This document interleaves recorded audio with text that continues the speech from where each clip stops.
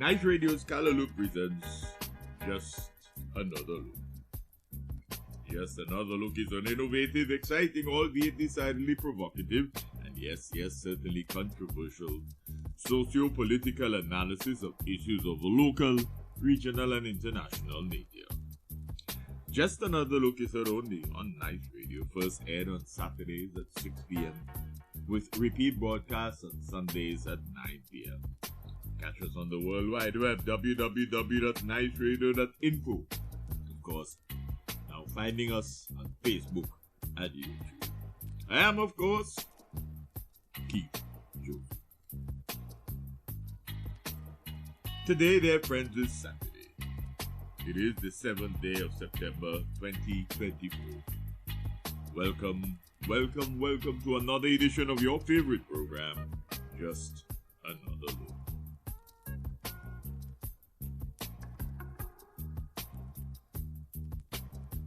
I want to begin this week's program with a reference to the Labour MNU Unity Manifesto of 1994. 30 years ago.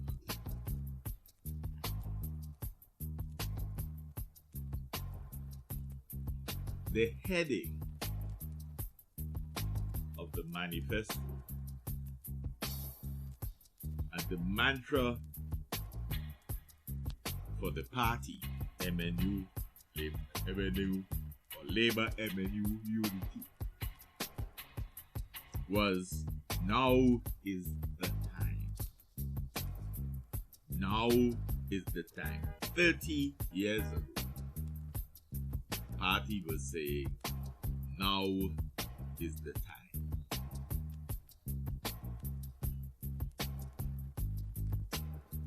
And on page 18, well, actually, it's the middle page that they put all the photos and so on. On the first side, it says, now is the time. Put an end to corruption, greed, spite, victimization, and nepotism. Vote Labour MNU Unity. Now is the time. Put an end to corruption, greed, spite, victimization, and nepotism. Vote Labour MNU Unity. That was 30 years ago. But when you look at St. Vincent and the Grenadines,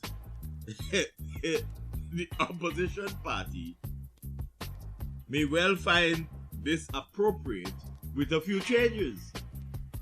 Because the New Democratic Party in opposition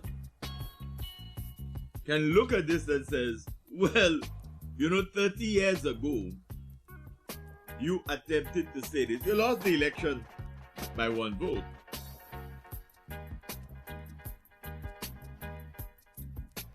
You lost the election, by more than one vote. And here you were, in power now for 23 years. And now, these words are appropriate. Now is the time. Put an end to corruption, greed, spite, victimization, and nepotism. Vote the New Democratic Party. Sometimes the things you say come back to haunt you. Because in essence, that is what the NDP has been saying for the last few years. That the time has come to put an end to corruption, greed, spite, victimization, and nepotism. Because there's little evidence of meritocratic principles being applied under this administration. And one wonders whether the Unity Labour Party should not hold up this 1994 manifesto. When they first came together, MNU, Labour, in unity, and ask themselves how relevant this is for the opposition to use these same words in calling on the electorate to vote. Put an end to corruption, greed, spite, victimization, and nepotism. Now is the time. You see,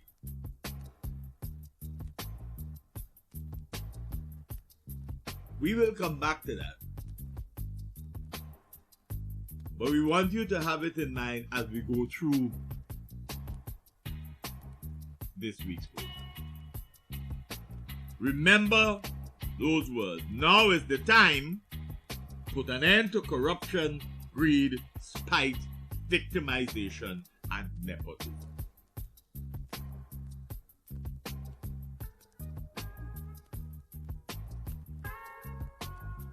When last we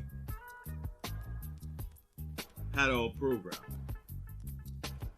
which was on Saturday the 31st of August, we spent some time addressing the role of religion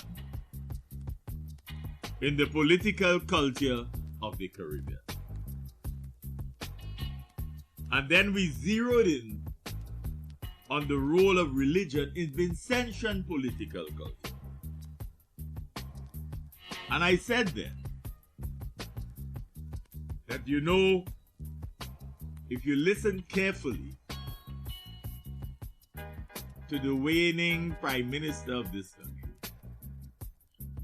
you will recognize that he is more and more adept at quoting scripture. He's not a preacher, but he continues to quote scripture very regularly in his speeches. And if you listen to him as he's gotten older, he's using religious terms and religious quotations in his presentations more deliberately, more calculatedly, and more frequently.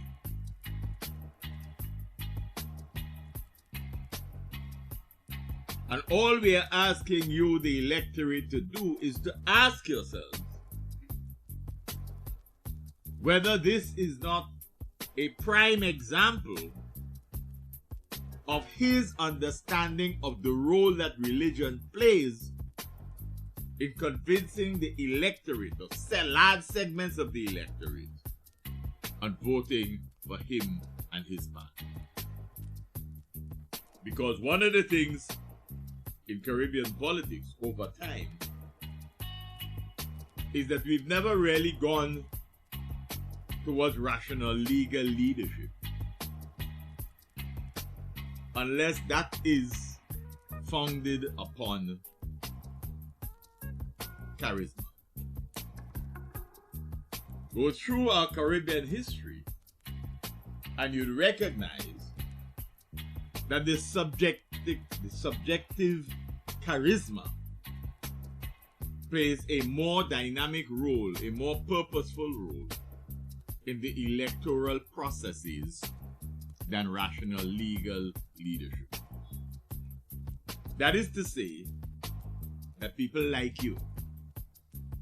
You are likable. They are taken in by your persona. They believe that he is the type of person that should lead us. He's born to lead. And they like him. And you see that very often But it has long been associated with countries that were deemed not sufficiently advanced, not sufficiently progressive. Because the international community led us to believe that rational legal leadership is a phenomenon that is associated with modernity, science, the questioning of traditions and customs and beliefs. If you cannot prove that 1 and 1 plus 2, etc., we don't have any time for you. You must be able to verify everything. People systematically work out how they're going to do things. But there is in the Caribbean a continuation of promoting charismatic leadership. You like him. He's a nice person. The best thing to lead because you like him. His personality is engaging. Pulls people to. And that you saw through the ages. In St. Vincent and the Grenadines political history, that has been the major phenomenon. A gravitation towards someone to lead because of his or her personality.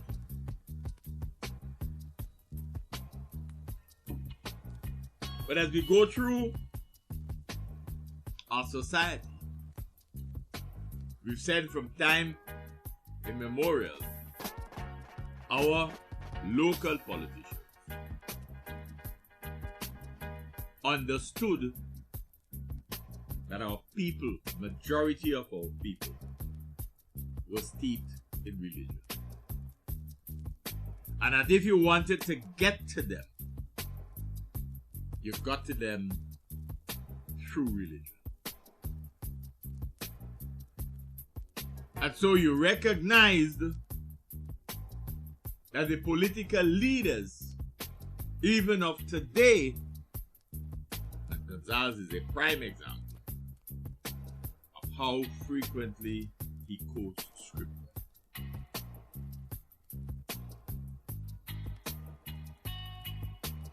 And we spoke the last presentation about panel camping and his own understanding of the role of religion in Caribbean politics.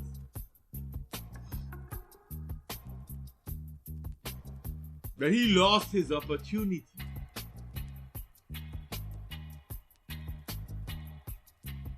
because of his own issues. He had to relinquish the position of Attorney General.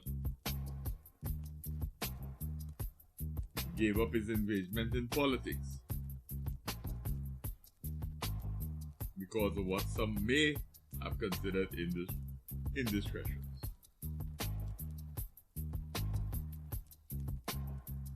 But Gonzalez, as he gets older, quotes scripture more deliberately. Just Another Look is of the view that this is because of his understanding of the culture in St. Vincent and the Grenadines. And he understands, on the one hand, he wants to maintain, or appears to want to maintain, a sense of intellectualism. Right. He could use fancy terms. He's well read.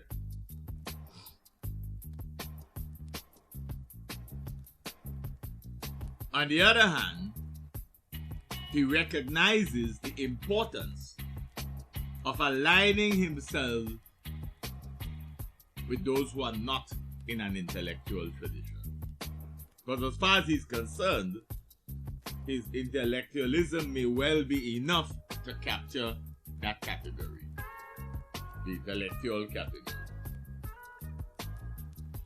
But he needs to have the masses with him. And in spite of all that he may boast about an education revolution, he recognizes that under that same education revolution, we have had consistently more murders over the years. So he has a challenge trying to link the two. So he has to continue appearing to be suggesting that he is the education prime minister. But in his politics, he plays with the electorate by his frequent use of the vernacular, the local language. Because it allows him to reach a segment of the population that he believes likes that. Talk my language, man. Talk my language. And that's why sometimes you may well hear him criticizing those who appear to be talking above the rest. Because he needs to maintain an impression that he rootsy. That may very well be why we hear about reference to walking barefoot as a child, although kind of difficult to find evidence of that anywhere beside what he says. Going to school barefoot, hardly likely, but you never know. But it is an attempt to maintain an association with the average man in the street. And so the use of the vernacular and seeking to talk like the average man in the street is supposed to be an endorsement of his charisma. Like me because I'm one of you. I have to speak otherwise sometimes because of where I am and who I am and the position that I hold. But I am one of you. And similarly, that same segment of the population is an important segment of the electorate. And that segment is deemed to be particularly religious.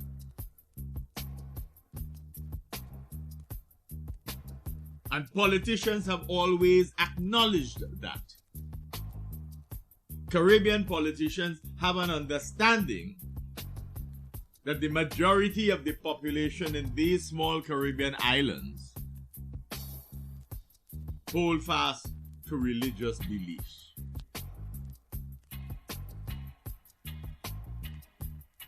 And if you can get the people where their beliefs hold sway, then you're more likely to get them to translate into vote for you.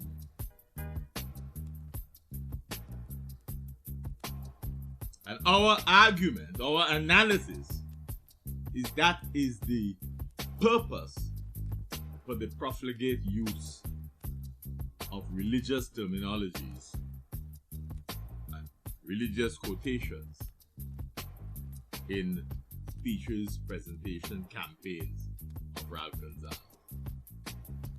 And you will notice that he, more than anybody else in his party, does that. So remember that the charismatic leader has to have his charismatic sway not just over the population that he wants to vote for, but even the members of his own party, because he has to be able to win the leadership of the party each time they have elections. And part of that electioneering within the party is to have the majority of the members vote for his continued hold on the position of leader.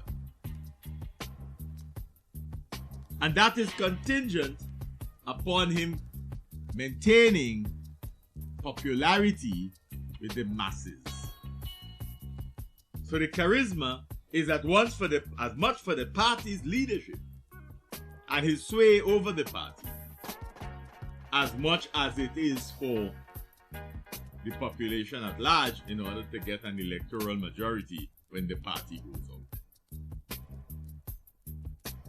So he has work to do within the party to show the party that, I can go anywhere and I remain immensely popular.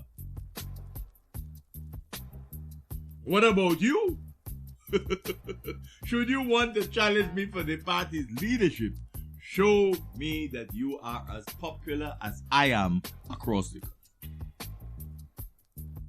And it may well be that sense of charismatic leadership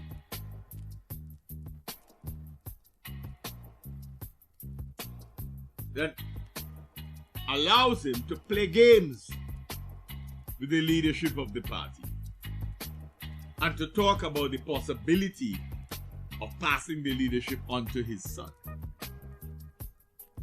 The challenge?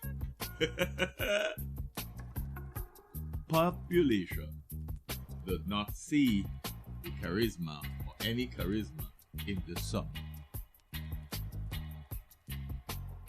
You see, you don't transfer charisma. You either have it or you don't. You can't transfer it. And that is the challenge that he faces. He may feel more comfortable with his son taking over from him and perhaps allowing him to stay somewhere in the background and continue to play games in terms of the politics of this country. But there's little evidence that his son wants that. And secondly, that his son would ever allow that.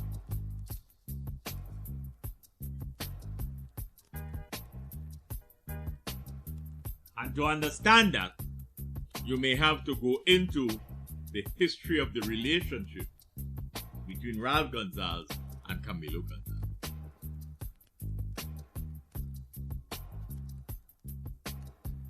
So it's not easy for him to convince the nation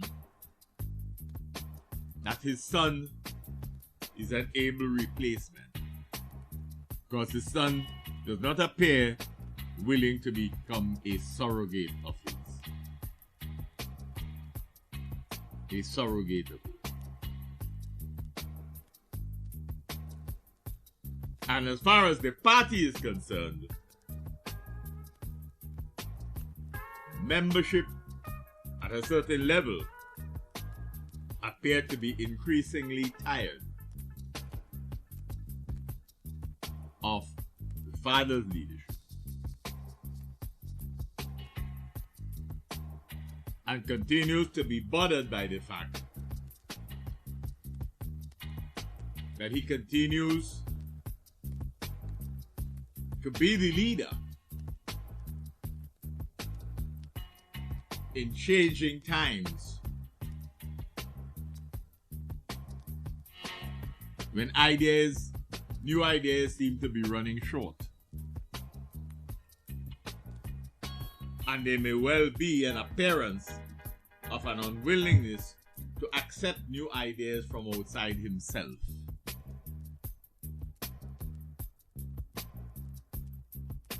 So if after 2 decades of leading the party, he can look at the party at its own gathering and say to them, I am the youngest head. I, the youngest head. What does that tell you in terms of those within the party who feel that they are beneficiaries of their own education programs and whose ambitions may suggest that at some point their aspirations to leadership should be realized? I the one with the plan.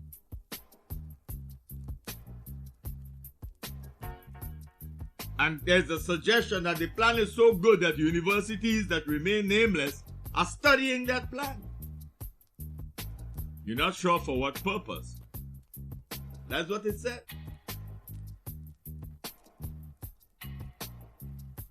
And nobody else mentioned in respect of that plan.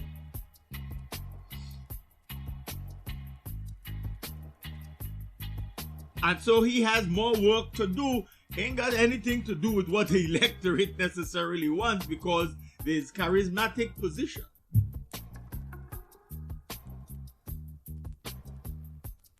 In which he has wrapped his capacity to make religious references from time to time, links with the beliefs of what he perceives to be the majority of the electorate, enough for him to be repeated leader of the party and hopefully leader of the country.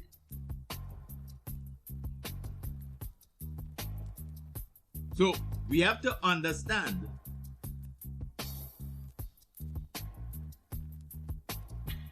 that during the period since universal adult suffrage, our local politicians across the Caribbean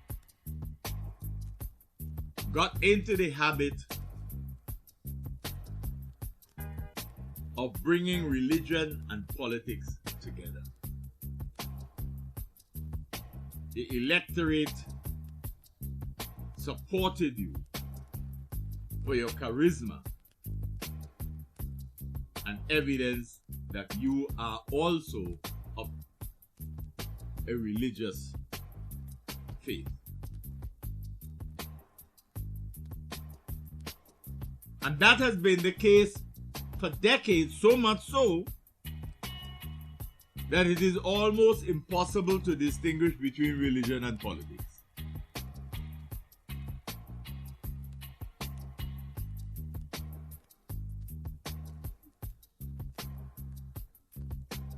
And while many countries across the world,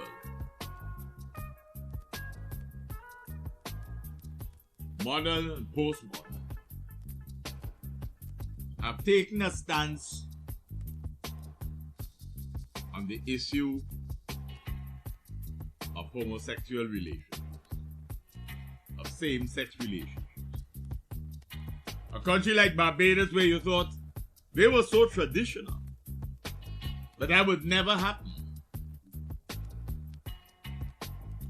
In St. Vincent and the Grenadines,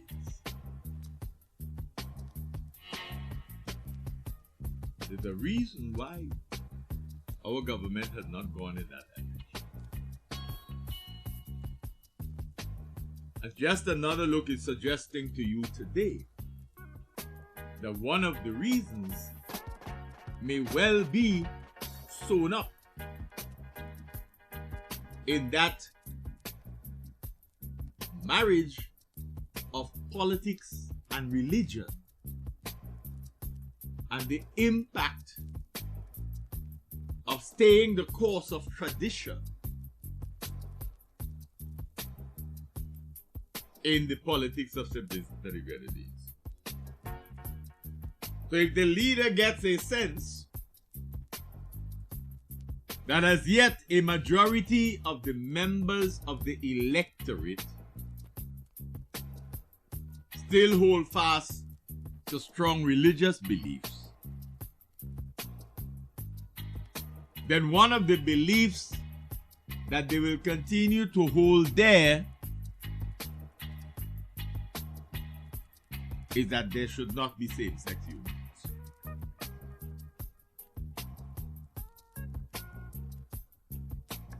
And Just Another Look is asking you, the listeners, to make your own determination as to whether the hesitancy or resistance on the part of the government to change the laws of this country may be predicated on the impact that it may have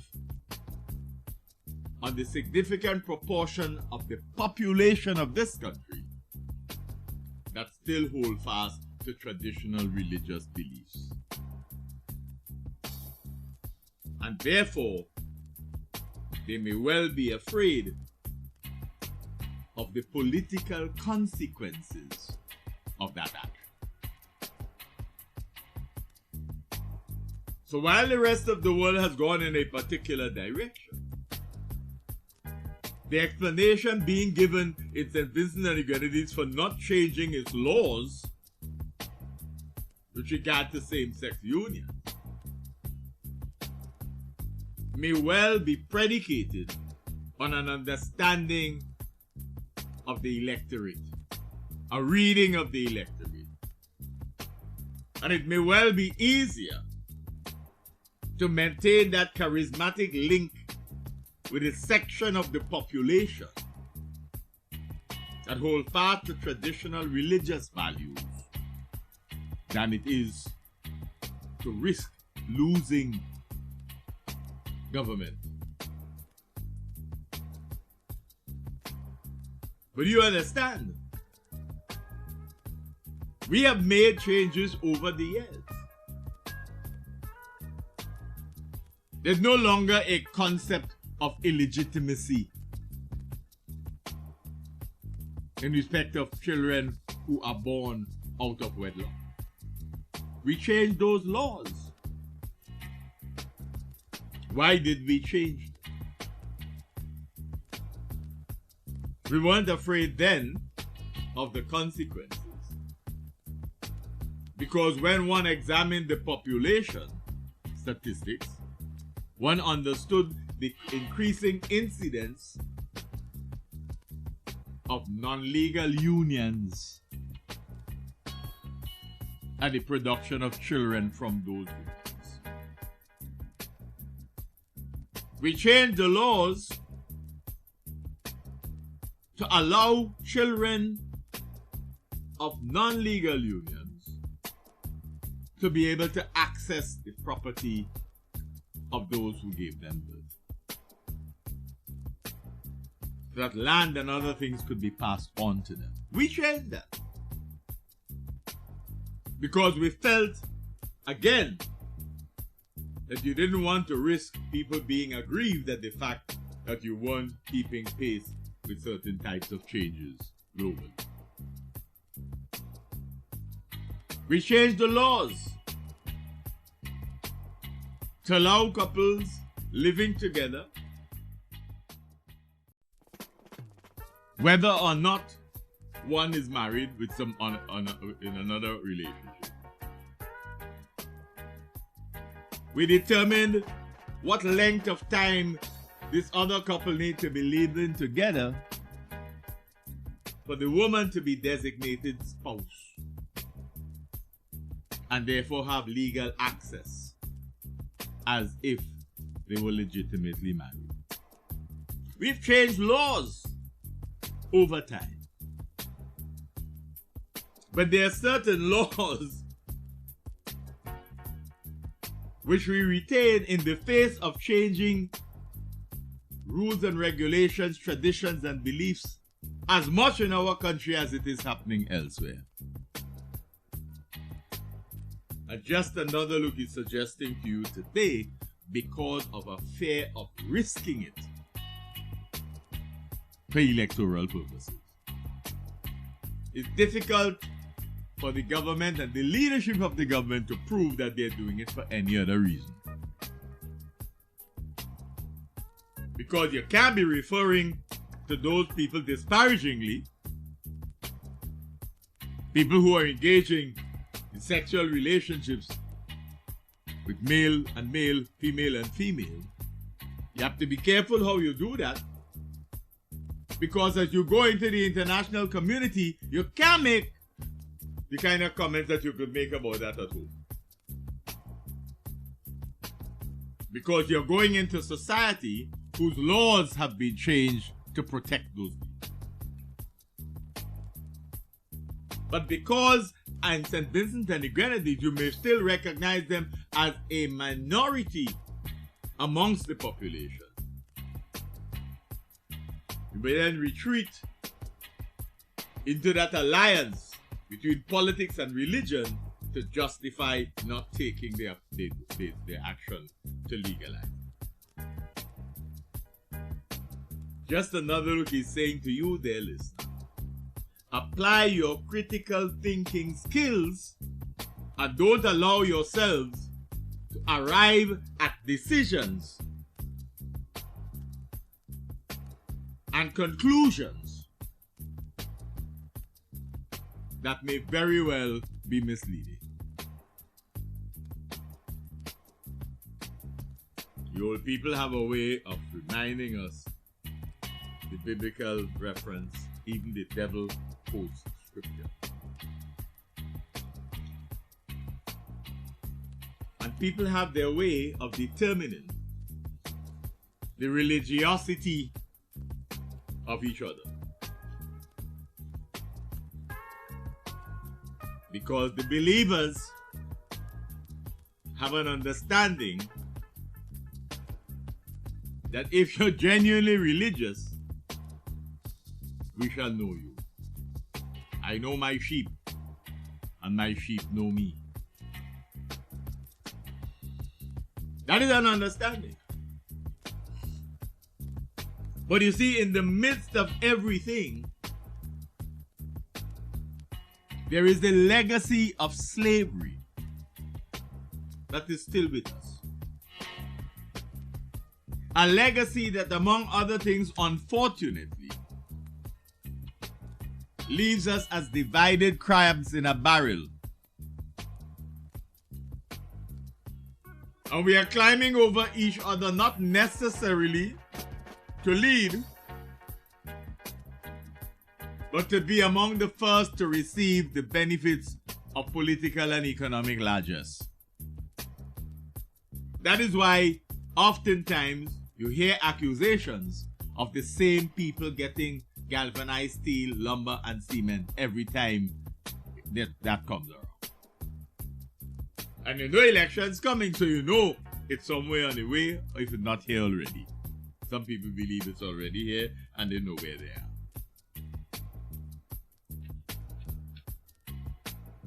So that one has to understand the appearance of doing good for the people of the country is intertwined with a deep desire to win at all cost. And to have the electorate divided. Because there's always a need by those who rely on charismatic leadership to have people defend them and support them purely because of who they are. And that becomes part and parcel of who they become. Because they begin to tell themselves, it's me they like. It's not the party. They like me. And because of me, they like the party that I lead. That is why people used to say, in Joshua's heyday, he could have put up a stone and it would have won the election in a constituency. But Papa may want to think that way. But when after the results of the referendum came out, he recognized that there's much more work to do to hold fast to that segment of the electorate that holds fast only to the charismatic leadership.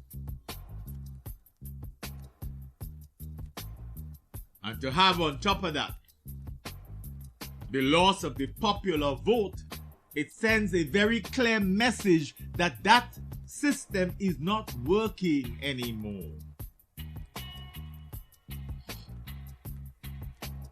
And that if anything that emerges from the so-called education revolution over the years, it is that segments of the electorate are becoming wiser to the dynamics of the politics practiced in the country.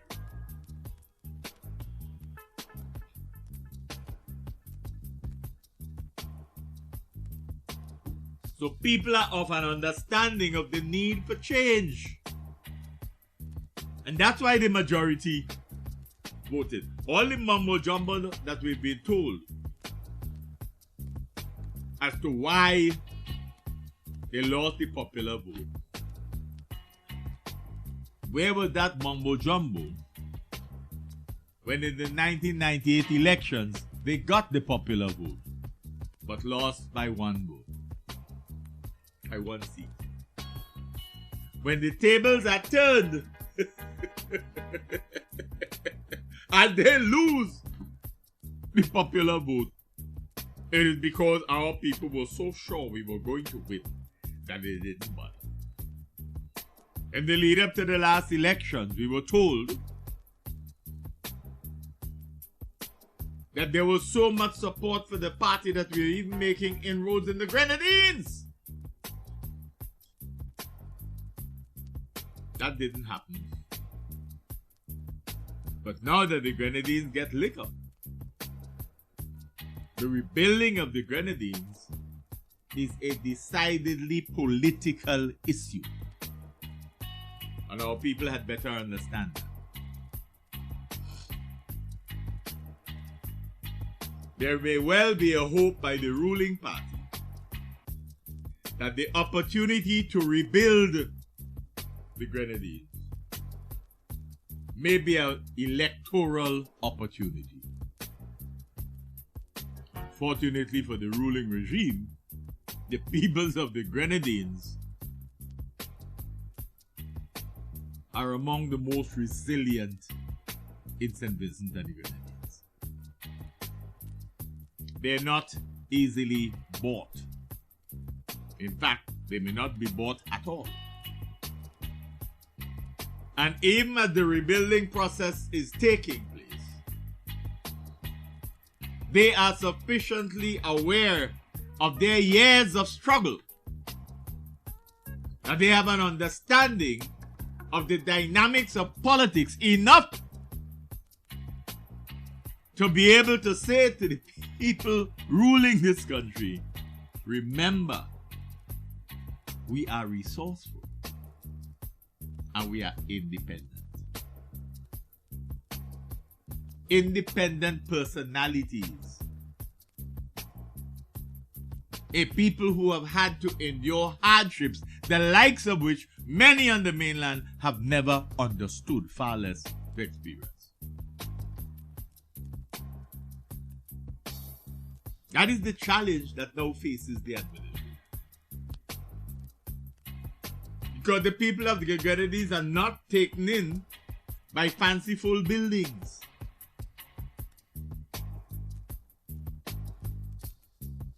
Because for all the years, 20 plus years that you have been in office, you have not facilitated infrastructural development of an order that satisfies their needs.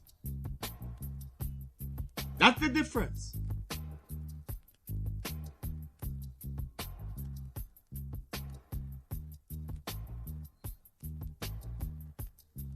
You see, history reveals the sad truth that our local politicians in the post-universal adult suffrage era and even now are mere mimic men and mimic women.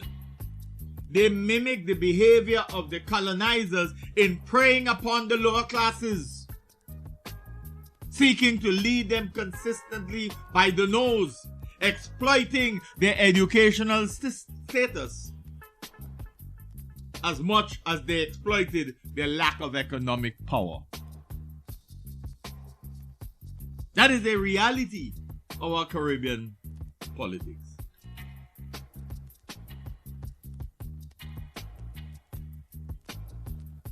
So that the Caribbean political reality in the post-colonial era may well be described appropriately as a continuation of the exploitation of our peoples, including sexual exploitation, a truth that we should be ashamed of, but which unfortunately we cast aside in the dark, hoping never to come to light.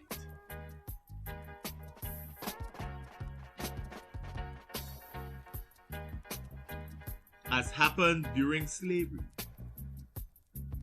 political and economic leaders used their economic power,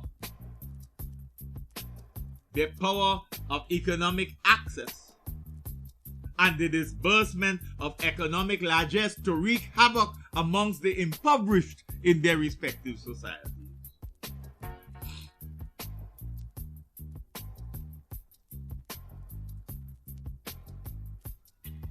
And even among so-called progressive politicians, the radical left, the black power advocates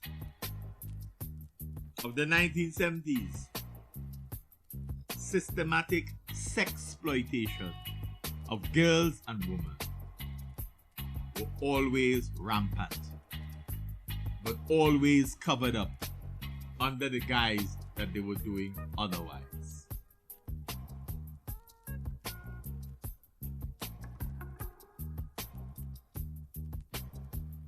We have to watch carefully how sex is being used today as part and parcel of our political process. But every time you talk about it, people tell you that morality has changed. And we don't need to require moral rectitude from those who lead us. The world has changed.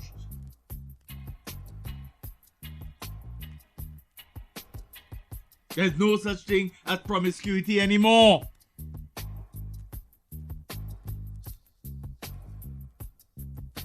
But look around in the society, or watch the political process. The increasing levels of poverty and indigence in the country are leading to higher levels of prostitution.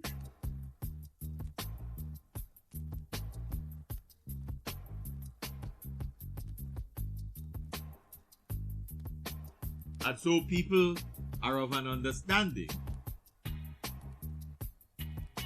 that the situation may be such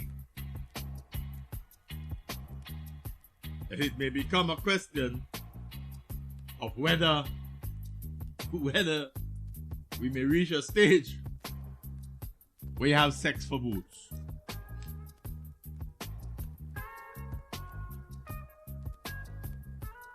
You see, not much has changed over the years. We are afraid to discuss challenging issues.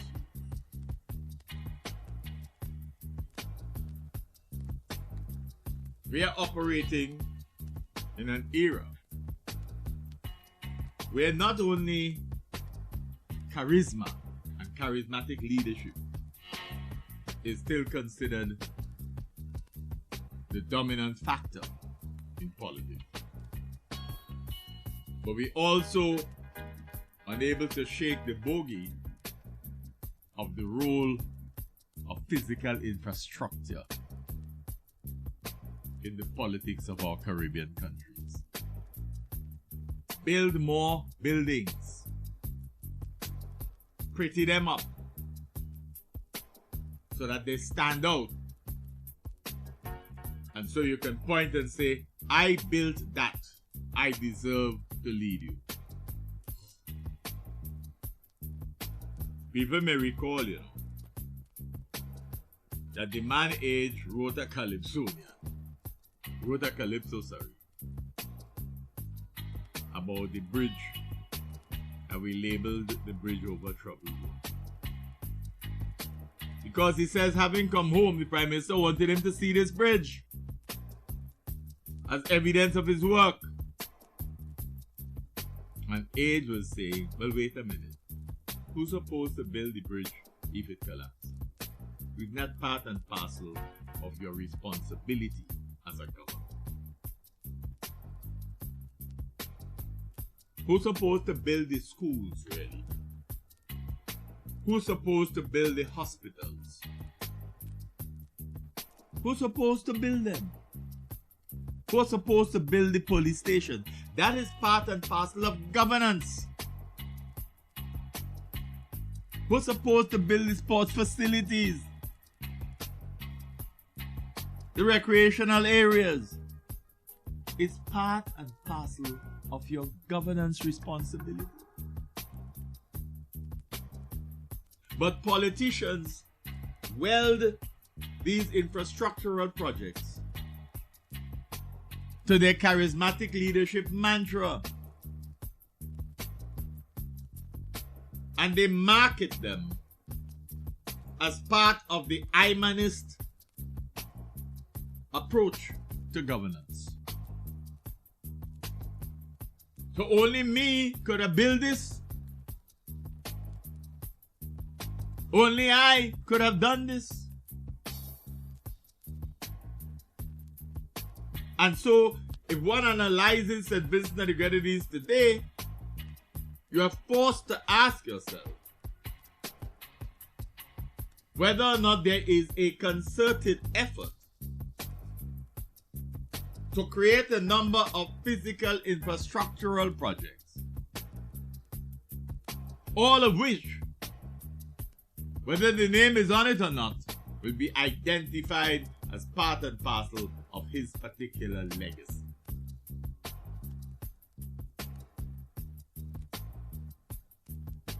I build this and I build that. That's my plan. And by the time you finish, you hardly have anything that doesn't have his imprimatur. And they were all done in his style, in his image and his desire. There is a lack of consultation. That promise of the establishment of a consultative democracy has never been realized. And there's a reason for that. Just as there's a reason why, after years of saying that integrity legislation had not yet reached the pinnacle of projects to be undertaken, that same project, which in 2001 was up front and center, up front and center,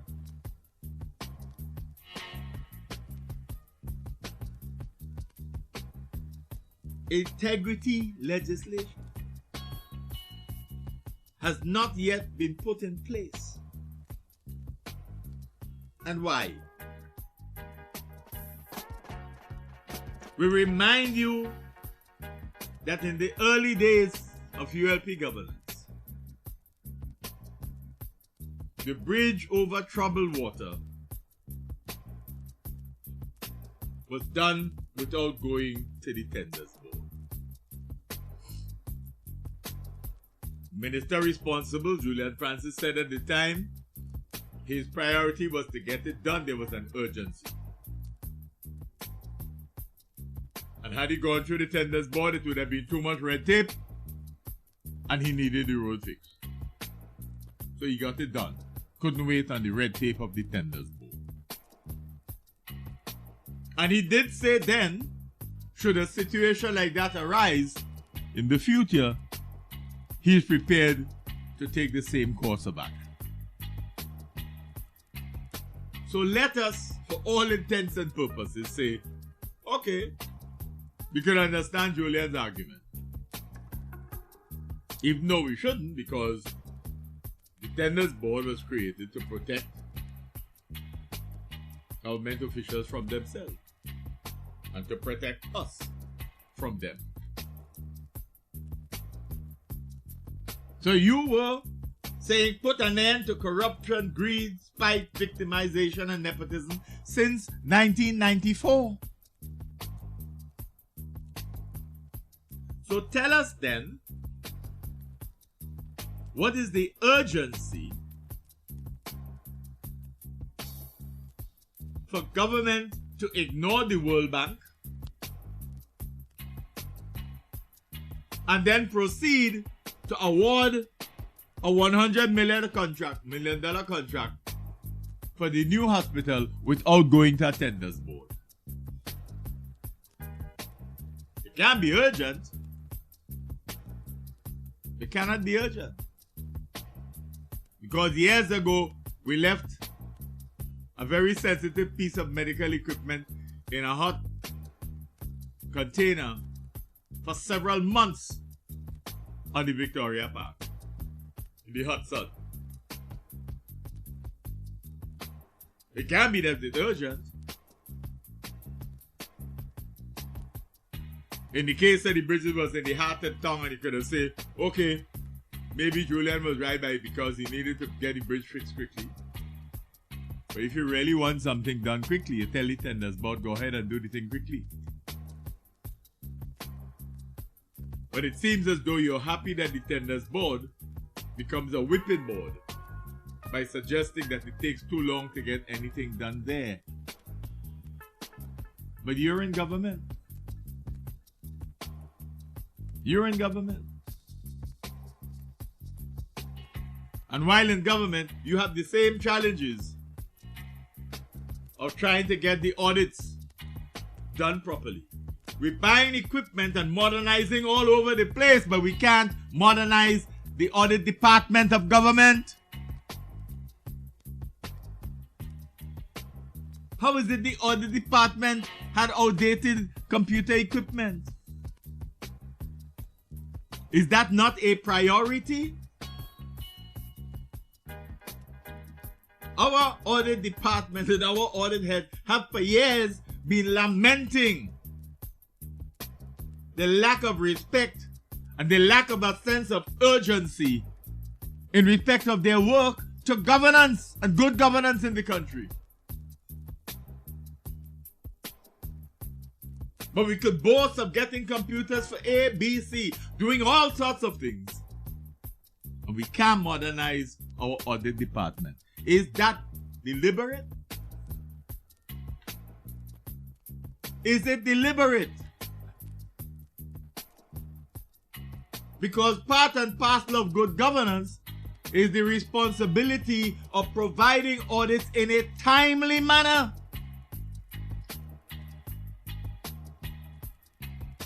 But you come to Parliament and glibly defend all sorts of projects,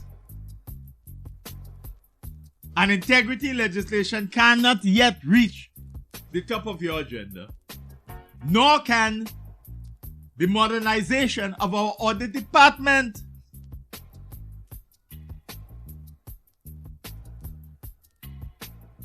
And parliamentarians sit there and laugh and giggle.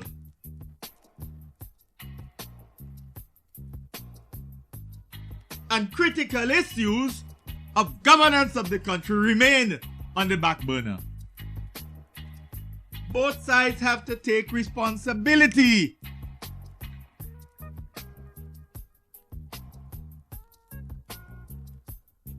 Because the ruling party today, once in opposition, chastised the then government of the NDP for ignoring the modernization of the audit department. Same thing happening now.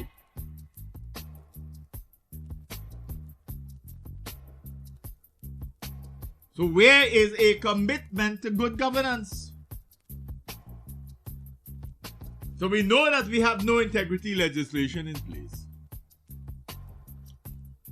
And 27 years, or 20-something years after bypassing the tenders board to hastily produce the bridge in town, we don't have any major haste and no real excuse for bypassing the tenders board in respect of the award of the hospital tender, of the hospital project.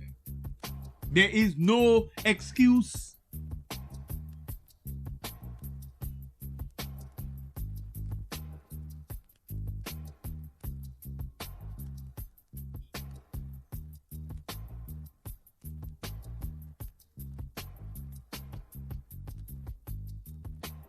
So you had an arrangement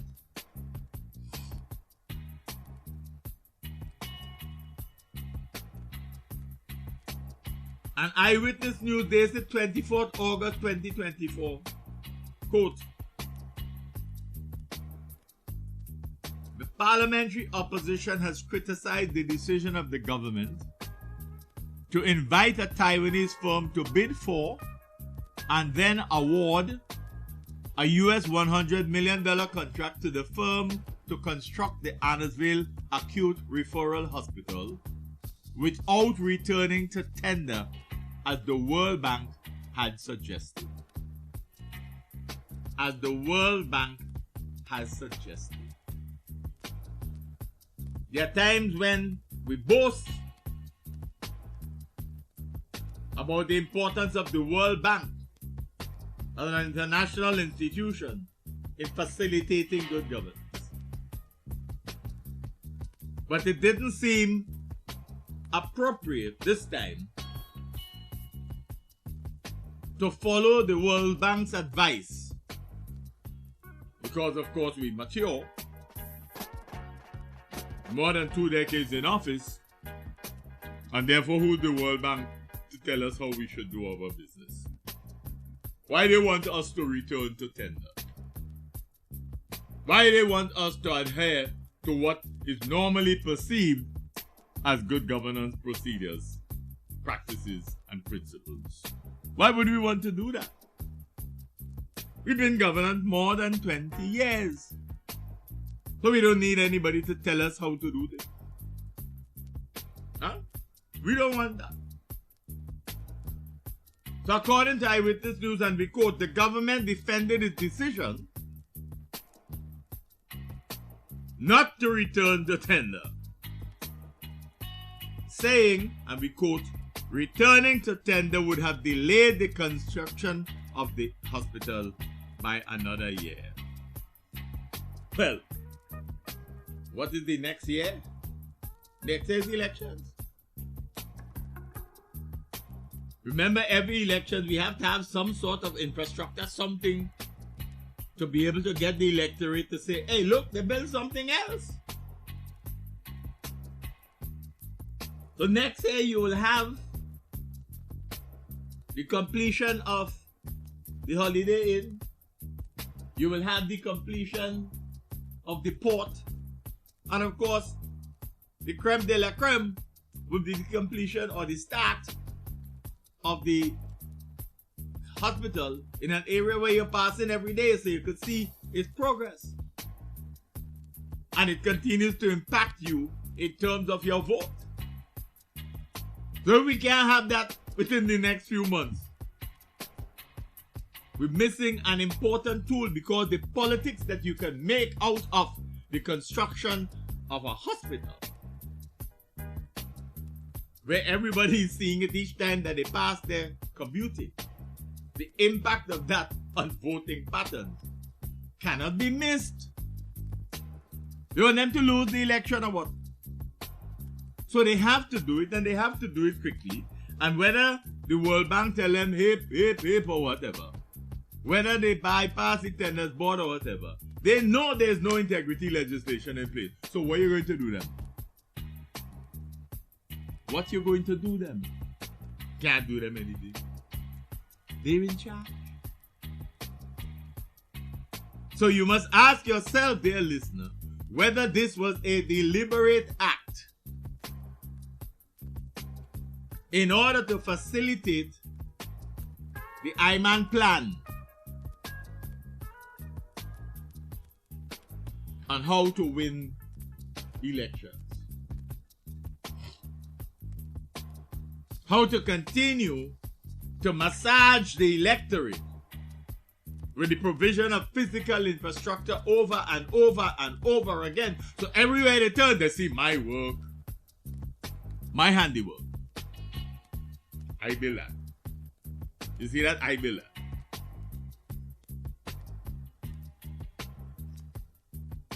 You see?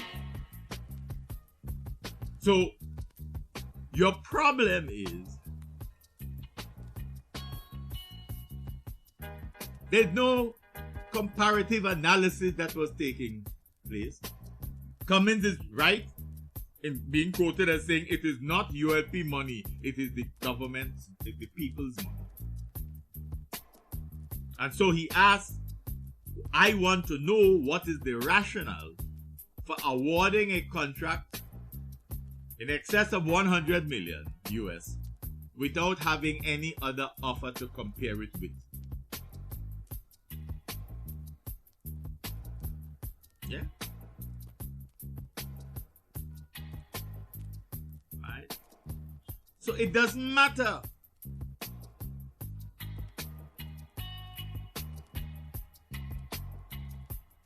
So one is not quite sure what kind of games are being played.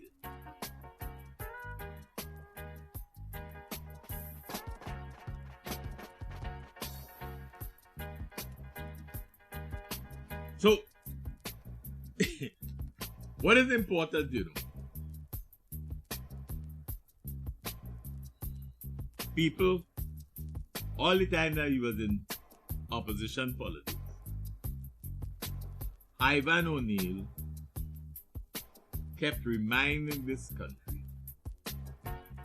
of how much we were becoming surrogates of Taiwan.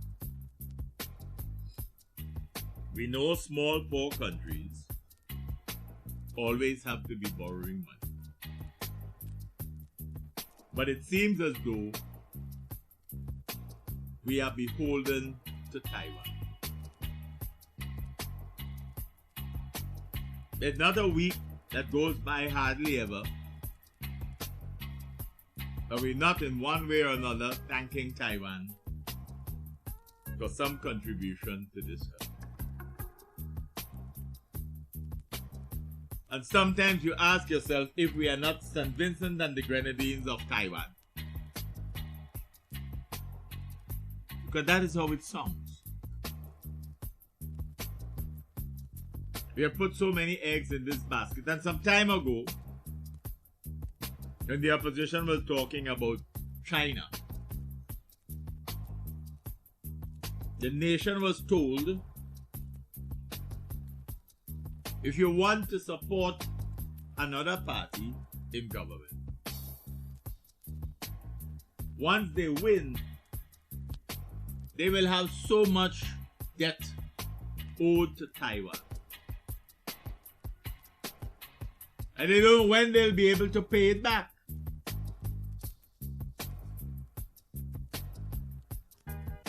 And normally, this response to such an irresponsible statement in terms of timing and possible intent should have been, but you created that. And you should be ashamed to say that should your party lose, that debt will be a millstone around the neck of Vincentians for decades to come. You should be ashamed to say that you have done that to future generations that you said you were preparing for. Under normal circumstances, that is the level of irresponsibility that would have been brought to the fore. But it ignores the fact that once you retain power, you will continue to add to that indebtedness to Taiwan, leaving whoever comes after whenever with higher levels of debt to that same Taiwan. So what exactly is the point you want to make when somebody else says we may turn to another country for assistance? Your government has literally made us a surrogate of Taiwan. And you are holding up our indebtedness, which you continue to increase, as you are here, borrowing the money from Taiwan, 125 million, to build a hospital, and then awarding a contract to a Taiwanese company to spend the money that we borrow from their country. Nice, eh? Nice. And you must not question. You must not question. You must accept it because, why? Papa knows best. That is what we have done, you know. We were complaining that if the government change, whoever comes will be saddled with debt to Taiwan. Debt that you helped create.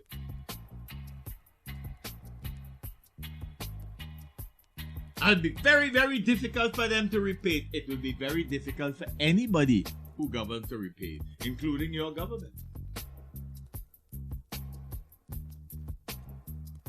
But even as you were telling the nation that, you were continuing to borrow from Taiwan, increasing our indebtedness to that country.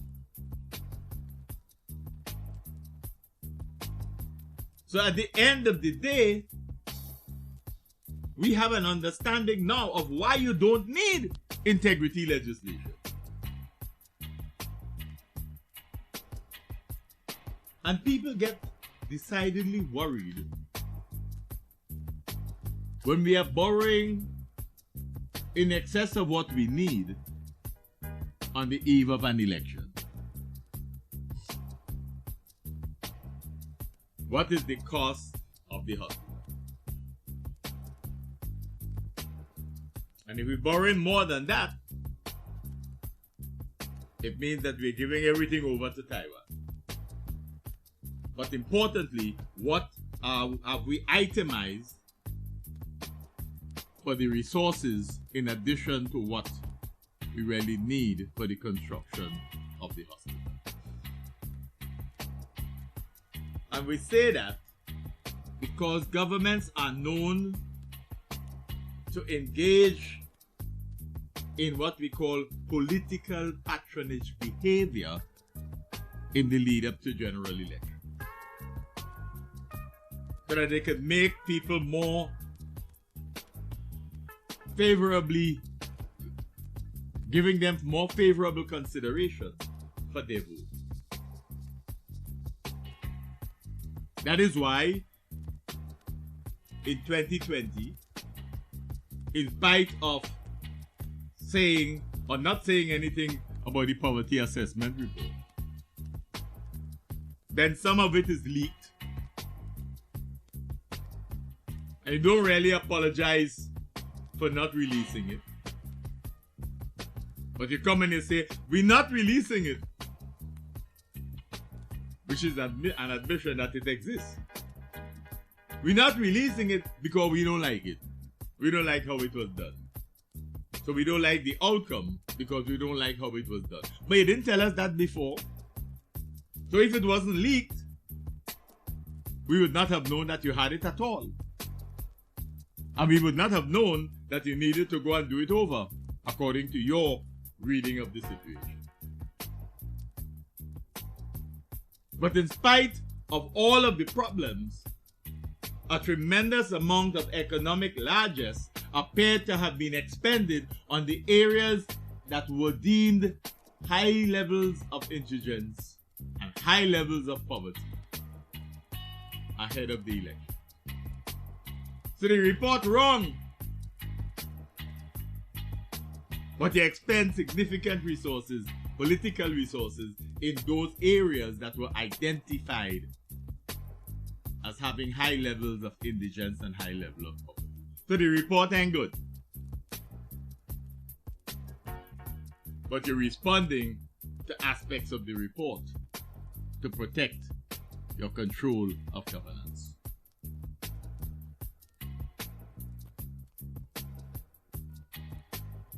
Some years ago, on the eve of elections,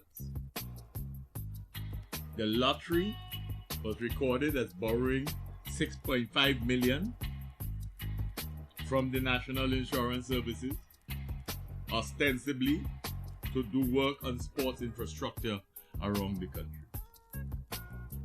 Why on the eve of elections? You have 5 years between elections. You wait until the eve of the elections to have the lottery, a money-making institution, borrow money from the NIS, which is based on people's contributions, which you're already saying have all kind of trouble and they keep putting up the age for access on the eve of election. So why should the Vincentian electorate not raise concerns about this transaction with Taiwan and the monies requested? When the World Bank said 98 million, what was the rationale for them saying 98 million as opposed to 100 million or 150? What was the rationale? You see, one of the things with the problem with this whole issue and ULP governance is that they believe that when they go in Parliament and present something, the public accepts it. The public ain't gonna vote in Parliament. You can get whatever you want. You can say whatever you want. In January 2011, after the 2010 election, the Prime Minister talked for more than 45 minutes about a plot to kill him that he alone seemed to have known about. Because there'd be no police investigation into all the shenanigans that he talked about. He seemed to have had information. But he's not talking about his own ineptitude, perhaps incompetence, in terms of managing the security of this country so that people can feel comfortable.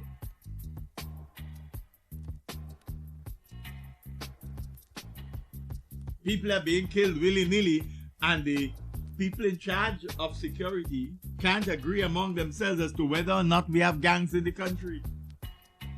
A 2x2 country. 110,000 people. And we can't tell whether or not we have gangs. We can't get agreement among those responsible for security on whether or not we have gangs. So they're talking from different sides of it. And then one of them tells the region's leaders that one of the main reasons for crime is that them young boys and them getting high-valued women. And it's the high-valued women lifestyle that they're trying to keep up with that causing crime.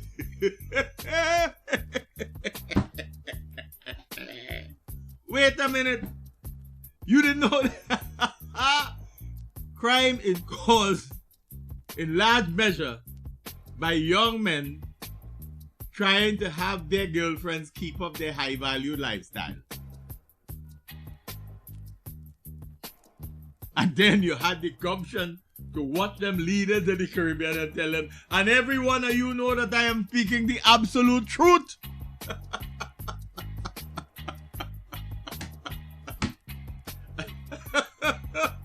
And that is why the Express newspaper ended the editorial by saying he made mention of some people in the legal fraternity living on Mars. And they concluded, of him, we may say the same, or ask the same, because he was asking you some of the people living on Mars. And they say, of him, we may ask the same. Because you cannot believe in the success of an education revolution in this country and bringing this mumbo-jumbo to Parliament. Well, actually, it might be better to bring it to Parliament rather than to bring it to the people, because the people might chew you up. Because this is pure mumbo-jumbo. So 20-something years after the bridge over troubled water, where one minister bypassed the tenders board. 20-something years later, the government, as a collective, bypassed the tenders board. The way you have it for? Why are you keeping the tenders board? Why you don't just disband it and continue to do every future project the way you're doing this one? Don't even bother to bring it to Parliament. Just do it. And if you feel like, tell the people that you have done it. Because there is so much disrespect for the Vincentian public and the Vincentian electorate in this matter of the process followed in this business about the bypassing the tenders board and the shenanigan, the choice between going to Taiwan and going to the World Bank. That it reeks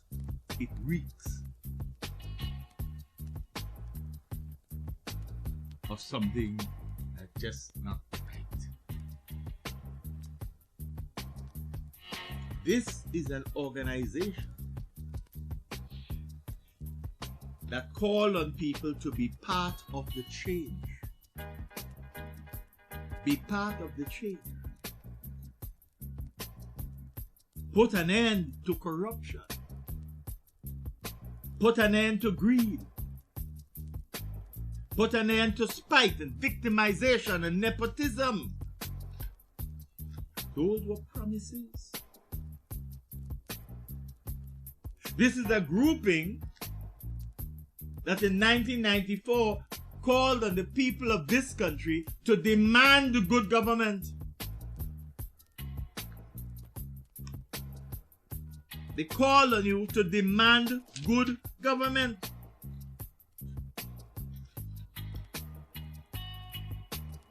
So these were what? Empty phrases? Empty phrases? They said that they put people first because they care.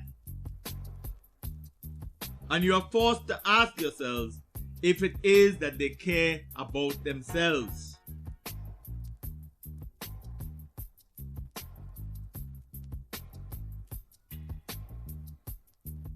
So it is to go ahead and do things at all costs. And I'm saying to you, dear members of the electorate, as you listen to the program, ask yourselves, why is it necessary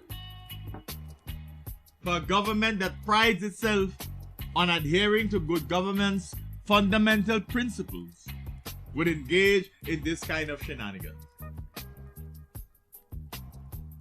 You have the majority in the House. You could pass anything you want.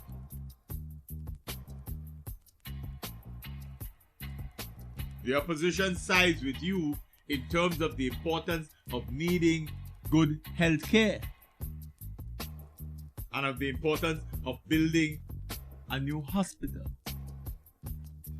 But nobody, not even the people of St. Vincent and the Grenadines, can legitimately feel comfortable with the process that has been followed with regard to the determination of what monies to request as a loan and the process of bypassing the tenders board to award the contract. Suddenly, time is of the essence. Just Another Look is concluding that the only time that they're talking about is the time for the next election. That's the only time. That is the only time that matters.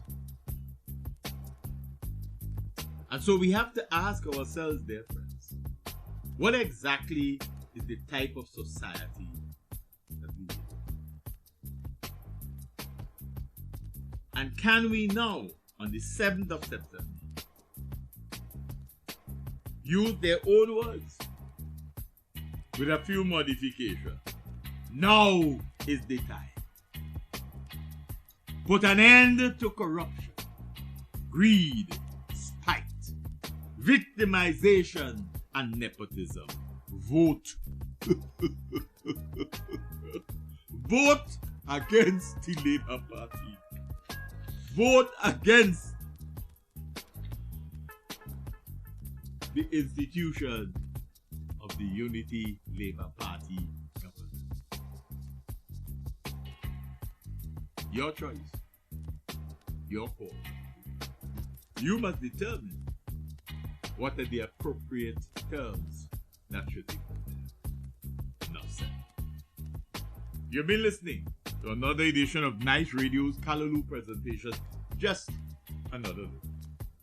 Just Another Look is an innovative, exciting, albeit decidedly provocative, and yes, certainly controversial socio-political analysis of issues of a local, regional, and international nature. Just Another Look is heard only on Nice Radio, first aired on Saturdays at 6 p.m., repeated on Sundays at 9 p.m. Catch us on the World Wide Web, www.niceradio.info. Check us out on Facebook and YouTube. I am, of course, Keith